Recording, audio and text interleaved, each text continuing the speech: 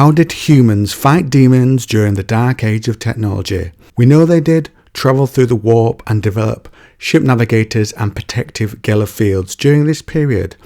So though it was calmer, there is still a need for protection during this time. So using Golden Age science and understanding, what could they use to fight it?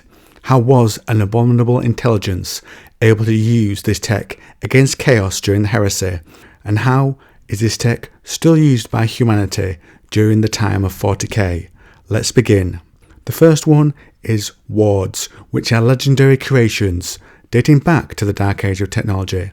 A phrase you will need to know for this next bit is arithmetical, which means calculations, processes or skills involving the addition, subtraction, multiplication or division of numbers.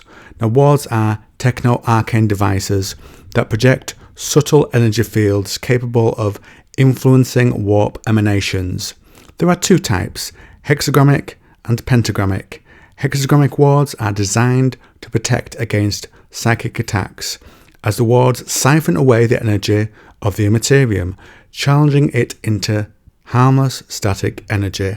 Pentagrammic wards exist to defend humanity against demons and the corrupt energies they wield. When complete, pentagrammic wards block warp entities and are often so potent that even approaching one is enough to damage or banish a demon. In the Eisenhorn trilogy, we see Moloch use one as a tattoo on his skin, giving a little protection when a psyker tries to invade his mind. But it eventually burns away, the wards disappearing and the man's mind becoming open to infiltration. So we know they can be applied to surfaces and that there are limits to the amount of energy they can defend against. And how sturdy the surface is also seems to be an important aspect. But when did an AI apply something like this? On Mars, an AI is unleashed, called the Tabula Myriad, as the planet has been lost to the forces of chaos. The Tabula Myriad, a renegade Magos, and a member of the Raven Guard try to guide this AI to a place on Mars where it can wreck the planet, removing it from the hand of Horus's forces. During this, it encounters the forces of chaos. In the presence of the abominable intelligence, bathed in cold logic and the truths undeniable, the false construct was cleansed of its corruption. Lennox watched the impossible on the screen. The demonic presence was banished from Lenk 4 of 12. The infernal light died in his eyes. Like tumorous growths before the intensity of radiation, the menial's corrupted flesh withered. So I think the AI here used those hexagrammic wards to drain away the power of the warp emanations, to undo the corruption. It seems these are symbols not made by humans to have the described effect, but an underlying language that the wards can tap into. I say that as they can be used by Farsight. During the novel Crisis of Faith, Farsight carves a hexagrammic design into the flesh of a demon. As it was completed, the demon screamed from a dozen mouths at once. The creature's flesh was bubbling now, tiny limbs sprouting from 100 places across its anatomy to clutch spasmodically at the air. Streamers of multicoloured smoke poured from its skin as it turned from liquidizing flesh and blood into foul-smelling gas. There was a plaintive wail, and the vaporous thing vanished from sight altogether. In the recent Leagues of Votan novel, we have an example of them being used by the Votan. Now, they left to explore the galaxy roughly during the Dark Age of technology, and their tech is from that period. In the novel, we see Jodiki, the kin version of a psyker. She needs to access a locked double door, and does so with corves. Now this is relevant as the doors are ward locked. Some worked on complicated ciphers, others needed a certain sequence of contact. She extends her Skyne-given sensors into the corves, and from them past a portion of awareness into circuitry around the lock. She had to be very careful. If the defences were anything like those of the Fane on the Grand Endeavour, she could end up obliterating the device within and potentially killing everyone standing outside. The circuits linked to the plasma conduits, as she had expected, but also to a coolant system for a large piece of machinery on the level above. There were blind ends and redundant loops, and a profusion of switching circuits connected to a runic sequence. As far as she could ascertain, there were no external traps, which just left the self-destruction mechanism to disable. but tampering with that could, on its own, trigger the entire defense system. She paced away from the door so that she could see them in full, using an empiric command for the cars to illuminate with full beams. It was an impressive gateway, with a relief design running over both doors of two kin facing each other. One was armed with an axe, the other was clearly holding a ward staff.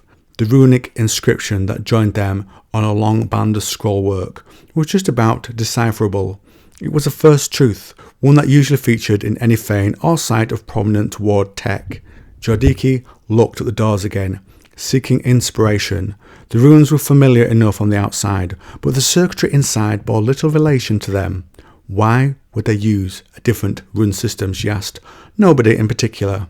These are written in an ancient form of empiric runes, but they've used their own writing system inside the lock. Jordiki read the inscription slowly, examining the rune shapes. They had changed little despite the antiquity of the place, unlike the kindred rune set used elsewhere. It was as if a message had been left from Grimnir to Grimnir, rather than for the local kin to read. No. Jordiki stared, wide-eyed, stunned by the simplicity of the thought that had occurred to her. She stepped forward, ward staff raised before her, its runes shining with icy light. The runes on the door glittered in response. Jordiki took empiric control of the emanating energy and focused on one of the words. She sent the rune form into the lock mechanism, one at a time, and as she did so, the corresponding words, gleaming red in the door, F-E-A-R. For a fraction of a heartbeat, nothing happened. An eternity in the timeless world of empiric wards, and Jordiki thought she had made a mistake. Then she felt a surge of ward energy lapping at her, suddenly cut off like a forge door closing on heat as the protective circuits of the corves snapped into action, and it opened to the fane inside. Now this is important as it's another example of someone created with some limited warp ability given to her when she was created by the ancestor core in this case, influencing the power of the warp using the device, and the same with the lock and runes or wards perhaps based on the Dark Age wards influencing. So that carried through from what we saw earlier. Now how could these have been used more broadly in the Dark Age? We know something became corrupted by chaos, that the wards could be invoked to banish the corruption, saving one of their advanced machines from it.